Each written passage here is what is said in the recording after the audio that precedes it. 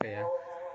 Ini diulang dari awal ya, maaf saudara-saudara karena gangguan peradaban sinyal yang belum mendukung. Jadi perkenalkan kembali, namanya Kak Asli Subandi. Beliau sudah fresh graduate from Tazkiyah Institute. Kita akan bertanya karena beliau kemarin sudah student exchange ke Turki. Jadi Kak Asril bolehlah bercerita bagaimana awal kisahnya bisa ikut student exchange di Indonesia dan Turki. Kayak pertama itu tuh saya tuh suka Ustaz ya Allah. Oke, tasakur dari Marhaba Akadaslar band Asril Indonesia. Oke, pertama saya itu ya memang Turki itu jadi wishlist yang kedua bagi saya. Jadi negara impian saya yang kedua ya setelah Saudi Arabia untuk dikunjungi. Jadi saya tuh pertama tuh punya rencana ingin ya safar ke sana lah ya, jalan-jalan ke Turki karena memang kita tahu itu Turki itu adalah penuh dengan sejarah Islam. Benar nggak Ustaz? Iya, ada benarnya. Lanjutkan. Oh, ada benarnya. Iya. Mungkin kita tahu ya Konstantinopel. Konstantinopel itu adalah yang mungkin amalan dari Istanbul, yang dimana di situ memiliki sejarah masa-masa kelam yang luar biasa dan penuh dengan rintangan. Kita tahu mungkin ada Muhammad Al-Fatih dan Ottoman dan sebagainya. Oke. Jadi saya tuh pengen sekali menikmati keindahan negara Turki dan juga bisa mempelajari tentang sejarah-sejarah yang ada di sana. Iya. Selanjutnya ya dan juga kita pasti tahu bahwa Turki itu berada di garis benua Eropa dan Asia. Jadi kalau teman-teman semua itu pengen ke Eropa itu nggak perlu jauh-jauh gitu. Jadi teman-teman itu hanya bisa ke Turki aja gitu. Kalau teman-teman ingin ke Eropa gitu, kalian di Turki itu bisa merasakan bagaimana hawa-hawa kehidupan di Eropa yang super duper dingin, yang make jaket winter itu jaket musim salju gitu kan guys. Seperti itu. Oke, seperti itu. Dan kita tahu bahwa kebab juga ya, kebab itu juga berasal dari Turki dan saya harus mencobanya seperti itu. Oke. Perlu saya juga kasih tahu kepada teman-teman semua, di sini saya sudah mencatat bahwa bagaimana sih kehidupan di Turki itu. Jadi yang pertama itu ya kehidupan di Turki itu jelas ya sangat berbeda dengan Indonesia pada umumnya. Yang pertama, orang Indonesia bangun paginya itu paling cepat yaitu jam 4 subuh. Itu betul subuh, tahajud dan sebagainya. Nah, kalau di Turki teman-teman itu akan bangun jam 6.30 atau jam setengah 7 pagi itu untuk sholat subuh. Karena memang di sana itu jam setengah 7 itu masih gelap gulita, nggak kayak di Indonesia. Kalau di Indonesia udah cerah merona gitu ya. Kalau di Turki itu masih gelap gulita gitu, masih tidak ada kehidupan di sana. Terus yang kedua, di Turki makan beratnya itu cuma 2 kali saja. Terus siang dan malam itu pun nggak pakai nasi guys, tapi pakai kentang gitu ya, yang berkarbo gitu. Terus kalau paginya itu mereka tuh sarapan roti dan biasanya itu mereka tuh beli simit. Simit itu adalah salah satu roti di Turki. Itu tuh emang makanan sarapan pagi orang-orang Turki gitu. Harganya itu 5 TL. 5 TL itu kalau sekarang kursnya itu adalah 1.000 rupiah per 1 TL Turkish lira. Jadi mata uang Turki itu lira guys ya. Mata uang Turki itu adalah lira. 1 lira sama dengan 1.000 rupiah. Yaitu, nah harga roti simit itu untuk sarapan itu adalah 5 TL atau 5.000. Kira-kira biar kenyang itu makan berapa roti? Kalau saya sih cukup satu susah karena memang itu gede berarti cukup besar ya. Bulat gitu dia tuh ada bolongnya di kayak donat. Ya bukan kayak donat, itu tuh lumayan besar lingkarannya gitu, dan agak keras gitu, tapi ada beberapa varian rasa. Bukan beberapa ya, tapi ada cuma 2, coklat sama yang original gitu. Dan dikasih ini biji apa sih namanya yang biasa di onde-onde tuh? Biji ketapang. Bukan apa ya? Wijen. Wijen. Iya. Ketapang. Ketapang. Kegedean ya. Oke. Terus gitu, Masya kalau Allah. teman-teman di sana itu kan susah makan nasi ya. Iya. Kalau teman-teman Indonesia itu pengen makan nasi, teman-teman itu bisa datang ke warung atau restoran orang-orang Malaysia ataupun orang-orang Indonesia, karena biasanya itu mereka tuh menyediakan nasi untuk pengunjungnya, dan teman-teman semua bisa request untuk pakai nasi di situ. Dan teman-teman harus tahu bahwa mungkin kalau ada teman-teman di sini yang tahu Global Ikhwan, PT Global Ikhwan, ternyata mereka juga tuh punya cabang juga yang ada di Turki juga. Pas kemarin saya hari terakhir di Turki itu saya makan di sana guys, sop ayam plus nasi. Oh my god, enak sekali. Oke, selanjutnya jalanan di Turki tidak seramai di Indonesia, yang ramai malahan pejalan kakinya. Ya, jadi di sana itu tidak sepadat kayak di Indonesia, tidak semacet kayak di Indonesia. Karena memang di sana itu mereka tuh mobilitasnya itu lebih banyak menggunakan kaki, jalan kaki gitu. Adapun pakai KRL ataupun bus itu mereka ya perjalanannya yang cukup jauh lah ya, kira-kira berapa kilo ya? 8 sampai 10 kilo lah ya, itu mereka pakai tram. Namanya tuh tram itu kayak KRL kalau di Indonesia. Iya. Oke. Terus soalnya di sana pada jarangnya pakai kendaraan kalau kemana-mana, kecuali keluar kota. Keluar kota. Maaf. Motornya ada di sana, tapi tidak digunakan untuk bonceng doi di belakang. Ya. Maksudnya nggak ada boncengannya? Ada, tapi nggak dipakai buat bonceng doi, bonceng apa namanya? Pacar. Ya gitulah ya. Tapi di sana itu motor-motor di sana tuh rata-rata tuh dipakai sama warung-warung atau toko-toko untuk ngantar barang. You know? Ya. Nggak ada buat jalan-jalan? Nggak ada. Oke, di Indonesia mungkin pengemudi dan pengendara motornya kalem-kalem baik. Kalau di Turki barbar tanpa klakson juga. Rel kereta pun jadi rel motor saking barbarnya. Gitu. Jadi teman-teman kalau di sana kudu hati-hati nengok kiri kanan sebelum nyebrang. Jadi memang di sana tuh teman-teman semua, kalau jalannya sesempit apapun pasti itu kenceng banget mereka bawanya tanpa diklakson pun. Ya Allah, saya kemarin itu saking aslinya gitu. foto-foto jadi hampir ketabrak Ya sama mobil guys, gara-gara ya itu mereka mau lewat, saya kasih jalan lagi asal foto gitu maksudnya. Jadi teman-teman semua kalau di Turki itu kudu hati-hati guys. Terus selanjutnya di Turki teman-teman harus pakai sepatu, karena memang di sana teman-teman bakalan jalan kaki terus, nggak ada Grab ataupun GoCar. Kalau teman-teman pakai sendal, siap-siap sendalnya putus. Dan memang orang Turki semuanya kalau keluar pakai sepatu, bahkan main di halaman rumah sekalipun mereka pakai sepatu. Bocah-bocah kecil-kecil pun pakai sepatu semuanya. Jadi teman-teman semua, kalian kalau pakai sendal di Turki bakalan kelihatan aneh, karena memang di Turki itu nggak ada yang pakai sendal. Palingan di rumah aja mereka pakai sendalnya di dalam rumah ya. Kalau mereka keluar rumah maupun di halamannya mereka pakai sepatu. Karena kenapa? Yang pertama dingin, yang kedua itu biar awet gitu. Kalau kalian pakai sendal pasti udah putus sandalnya. Dan juga memang jadi karena saya tinggalnya di Istanbul, dan Istanbul itu adalah tepi pantai, dan itu memang di sebuah perbukitan, jadi tanjakan juga, turunan juga. Jadi kalau kita pakai sepatu aman gitu ketika ada tanjakan ataupun turunan seperti itu. Selanjutnya di Turki sholatnya pakai kaos kaki. Alasannya mungkin yang pertama lebih sopan dan tahan dingin. Wudhu harus duduk, kalau nggak duduk bakalan dimarahin sama orang di sana. Kebanyakannya seperti itu. Askarnya? Ya, bukan askarnya, tapi memang orang-orang biasa. Iya. Dicibir gitu ya? Iya. Dan jangan khawatir kaos kakinya lembab, karena disediakan tisu di setiap tempat wudhunya. Jadi teman-teman sebelum pakai kaos kaki silahkan dilap pakai tisu dulu kakinya. Jadi teman-teman semua tuh jangan takut lembab karena basah kakinya, tapi di sana tuh ada disediain tisu memang buat wudhu gitu ya, bukan tisu muka, tapi tisu memang khusus wudhu yang agak tebal dikit gitu teman-teman bisa pakai itu nanti.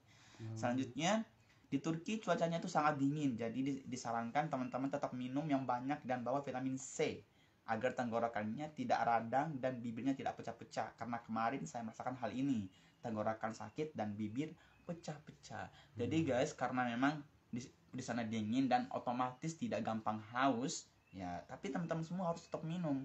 Karena kalau teman-teman tidak minum, apalagi kalau kalian berperjalanan jauh ya, nah itu harus minum guys, meskipun kalian tidak merasa haus. Karena memang untuk mengatasi radang tenggorokan atau sakit tenggorokan ataupun bibir pecah-pecah seperti itu. Ya, ya. Dan jangan lupa siapkan jaket khusus winter. Kalau kalian nggak siapkan jaket khusus winter, kalian akan menjadi batu di sana, es batu gitu ya, beku nanti di sana. Ya, lanjut. Makanan di sana bagaimana kakak? Yang pertama, seperti yang sudah saya jelaskan tadi, bahwa orang Turki tidak makan nasi. Jadi sangat sulit untuk orang Indonesia kalau ingin makan nasi, karena tidak ada yang jual nasi, kecuali teman-teman ke warung Malaysia ataupun Indonesia yang ada di sana. Itu pun sangat sulit sekali guys. Kalau pagi sarapan roti, kalau malam makan apa? Saya ini random. Saya kayak kadang beli ayam bakar di sana, ada gede juga sih tapi lumayan mahal. Berapa ya kemarin saya beli itu 25.000 sama appetizernya juga ada, sayur-sayurannya. Ada enak tapi Nggak pakai nasi. Ya. Yang kedua, makanan di Turki itu hambar guys, tidak ada rasa. Untung kemarin itu saya tuh bawa Royco yang banyak dan cabenya pun tidak pedas. Jadi silahkan bawa bon cabe dari Indonesia teman-teman. Jadi di sana itu memang hambar sekali guys, hambar banget. Kemarin itu saya beli kebab ya, di sana tuh kebabnya tuh hambar, meskipun di sana tuh yang original. Justru yang original itu yang nggak enak, justru yang KW yang di Indonesia ini yang mantap nih, kebab Indonesia nih mantap banget rasanya. Gitu. Nah, jadi saya sarankan bagi yang ingin ke Turki ya, silakan bawa Royco-nya ya secukupnya ya, jangan kayak saya bawa 2 renceng. Mampus nggak tuh ya. Sama bon cabe sih paling ini banget, paling bagus, enak gitu. Maksudnya emang di sana nggak ada saus gitu? Ada. Nggak Nah, pedas. kalau di Indonesia tuh namanya saus, di sana tuh namanya tuh kecap. Ya, kecap sana. Gitu ya. Lanjut. Kalau kita bandingin original dengan KW, tentu kita milih yang original kan ya teman-teman semua. Lain hal dengan kebab Turki. Meskipun kita beli kebabnya di Turki yang original, ternyata rasanya itu lebih enak kebab di Indonesia yang KW. Karena memang kebab di Turki itu sangat-sangat hambar. Dan meskipun teman-teman beli kebabnya yang rasa ayam, pasti ada bau-bau daging kambing ataupun sapi. Entah masaknya itu bagaimana, saya juga nggak tahu guys. Dan teman-teman semua silahkan nanti nyobain sendiri kalau kalian ke Turki. Dan juga silahkan bawa Indomie ya guys ya, jangan lupa bawa Indomie. Di sana tuh ada Indomie ada, tapi memang karena diproduksi oleh PT di sana, PT di Turki, jadi mie-nya tuh agak berbeda dengan Indonesia. Kalau di Indonesia tuh agak gede-gede. Kalau mie di sana tuh kayak pop mie-nya. Mie-nya pop mie kan kecil-kecil ya. Jadi seperti itulah mie di Turki, dan harganya itu kemarin itu sekitar 4.000 atau 4 TL. 4 TL satu bungkus ya. Iya, gitu guys. Terus selanjutnya, di sana murah-murah atau mahal-mahal? Ya, teman-teman harus tahu bahwa kurs mata uang Turki sekarang itu semakin turun. Kemarin saya pas bulan November kemarin itu 1.400 per 1 lira. Sekarang sudah turun ke 1.000 rupiah per 1 lira. Jadi otomatis murah kan teman-teman semua gitu. Yang pertama, penginapan di sana itu berkisar antara 150 sampai 300.000 per malam. Atau per kamar. Per malam ya guys ya.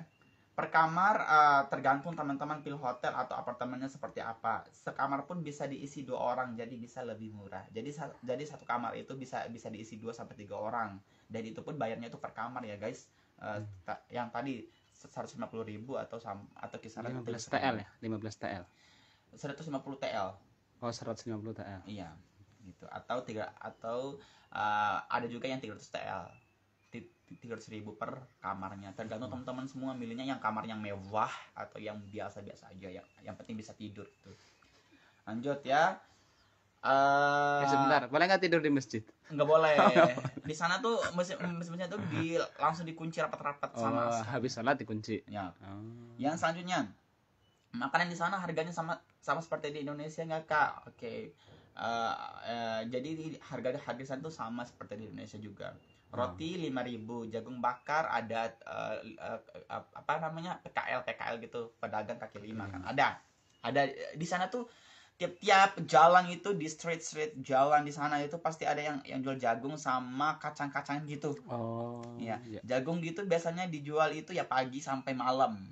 Ya, enak banget jagungnya itu, memang nggak ada hambar juga, tapi memang mereka tuh tambahin ini apa, setelah jagungnya matang diangkat, mereka masukin sesening atau bumbu apa ya, garam atau micin gitu, mereka kasih gitu.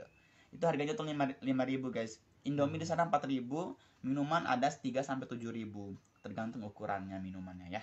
Gitu. Terus pakaian di sana juga murah-murah banget. Saya kemarin itu beli jas paket dengan celana, rompi, dasi seharga 400.000. Jaket musim dingin 100.000. Sepatu olahraga ada yang harganya 75.000 sampai 150.000. Tas, sejadah, kosmetik murah-murah guys. Jadi kalian kalau mau beli oleh-oleh banyak silahkan ke Turki. Tapi harus dipastikan juga bagasinya cukup pas pulang. Nanti jangan sampai di bandara nanti dibuang semua itu oleh-olehnya ya guys. Jadi harus pastikan juga bagasinya kalian tuh harus pas. Bagasi itu kita dapat di 30 kilo. Jadi silahkan dikira-kirain. Ya, ini pas cukup nggak 30 kilo. Terakhir, transportasi di sana menggunakan kereta, bis, dan kapal. Teman-teman bayarnya itu tidak pakai uang cash, tapi pakai money atau kartu. Ya. Teman-teman semua itu bisa beli kartunya di kios-kios terdekat, dan jangan lupa untuk top up atau isi saldo terlebih dahulu. Tarif transportasinya itu berkisar antara 3-7.000 teman-teman semua. Jadi itu tuh kayak kita di KRL ataupun naik Transjakarta ya guys. Kita harus tapping dulu baru kita bisa naik. Kalau di Bogor bis kita ya? Ada bis kita? Ya, baru, armada baru. Oh iya, di mana itu? Di Jambu 2 sampai ke Tajur, sampai ke Sentul nggak ada? Bogor kota doang? Sampai ke itu Barenang Siang. Oh. Sampai akhir Desember gratis, sekarang berarti udah bayar. Sama pakai kartu itu. Ada lagi? Itulah cukup ya guys. Jadi aku saranin tuh kalian tuh harus ke Turki guys. Jadi kan tadi udah banyak bercerita, alhamdulillah, terima kasih banyak. Nah sekarang giliran ditanya-tanya ya. Lokasi-lokasi yang dikunjungin aja di sana. Tempatnya apa aja? Iya, itu belum diceritain. Ada mani-maninya kalian. Kalau Kak Asri sendiri kemana aja? Kalau aku otomatis ya, aku tuh pengen ke Turki tuh gara-gara pengen ke Hagia Sophia. Jadi kan penginapan aku itu dekat dengan Hagia Sophia, jadi aku tuh setiap saat tuh sholat di sono. Setiap sholat subuh, karena memang waktu di luar itu tuh aku banyak di luar kegiatannya, nggak dekat-dekat Hagia Sophia gitu guys. Selain itu aku pergi juga ke kalau kalian tahu Topkapi yang musuh Rasulullah, para nabi-nabi itu, aku juga ke sana, dan itu bayarnya kemarin itu 200 TL atau 200.000. Sebelumnya cuman 100 TL karena memang kurs Turki semakin turun, jadi naik 200 TL. Tiket masuknya ya? Iya. Selanjutnya aku juga ke Galata Tower, tapi aku nggak naik ke atas gara-gara mehong. 100 TL naiknya ke atas. Dulu itu cuma 50 TL, sekarang naik 100. Dulu itu cuma 25 TL, 25.000. Sekarang naik jadi 100.000 gara-gara itu kurs Turki juga turun. Ya. Jadi mereka naikin harganya. Dan aku cuman di bawahnya aja. Ya foto di bawah lah gitu maksudnya. Oke, terus aku juga ke Selat Bosporus naik kapal. Aku, oh my god, itu senang sekali aku naik kapal teman-teman semua, karena memang di kapalnya itu apa namanya, kalau kita naik kapalnya itu teman-teman itu bakalan ditemenin sama burung-burung laut yang berkicau ria di samping kapal kita, jadi kita bisa foto-foto ambil video di sana guys. Tiketnya berapa? Itu kalau nggak salah ya itu, nah jadi kartu yang e-money itu bisa kita buat naik KRL, bisa buat naik Trans Turki, bisa juga buat naik kapal. Jadi multifungsi kartunya guys. Tapi nggak bisa buat yang Galata Tower, nggak bisa? Nggak bisa, hanya untuk transportasi saja. Gitu. Terus aku juga ke ke Rumeli Hisari. Oh. Yang benteng-benteng yang memang yang dulu buat penangkalan apa namanya, yang menghalangi itu penghalang Pangkalan ini ya, Kapal. pengamat kapal untuk iya gitu guys. untuk masuk keluar. Iya. Terus terakhir aku juga ke bursa Saham. bursa itu Uludak, gunung Uludak yang ada saljunya itu loh, di yang ada di Turki. Ya itu aku ke sana juga. Ya palingan terakhir itu aku Waalaikumsalam. Salam itu Yakul. Mas Yakul. Maaf ya, aku udah ganggu di. Oke. Habis ini ya lagi ada pemotretan. Iya. Oh gitu ya, ke bursa. Bursa tempat apa tadi? Salju. Tempat salju. Ya, tapi pas kita ke sana itu nggak ada saljunya, guys. Kenapa? Kan Ya, musim belum- dingin. Belum musimnya. Dan di sana kan musim dingin, kok nggak ada salju? Kok bisa? Belum musimnya. Oh beda antara musim salju sama musim Musim salju dingin. di sana tuh antara bulan Desember sampai Maret. Oh. Jadi meskipun di sana itu nggak ada salju, tapi tetap dingin ya? Ya. Dingin banget. Suhunya berapa terakhir kemarin? 12 derajat sampai 7 derajat. Kalau malam 7 ya? Kalau malam ya tuh bisa 10, bisa 8. Gimana kalau ada ini ya salju di bawah 0 kali ya? Enak sekali. Makanya saya tuh rencananya mau bulan Februari ini mau Kesana lagi? Amin insyaallah. Nah ini kan tadi pertanyaan pertama belum dijawab nih, yakni tentang gimana ceritanya kok bisa student exchange gitu. Oh, Nah, itu apakah bisa dibagi pengalamannya biar mungkin ada teman-teman yang ingin ikut student exchange itu tahu caranya gitu. Oke teman-teman, yang pertama teman-teman tuh harus niatin dulu dalam diri kalian tuh bahwa negara tujuan yang buat study students exchange itu adalah negara impian kalian semua. Harus niatkan dulu karena Turki adalah negara impian saya, maka saya tuh harus bisa mungkin mendapatkan Turki untuk saya jadiin apa namanya, buat student exchange. Meskipun ada juga yang di Korea, yang di Jepang kan, tapi memang karena Turki itu adalah menjadi negara impian saya, hanya saya sekuat-kuat mungkin saya harus bisa mendapatkan Turki itu.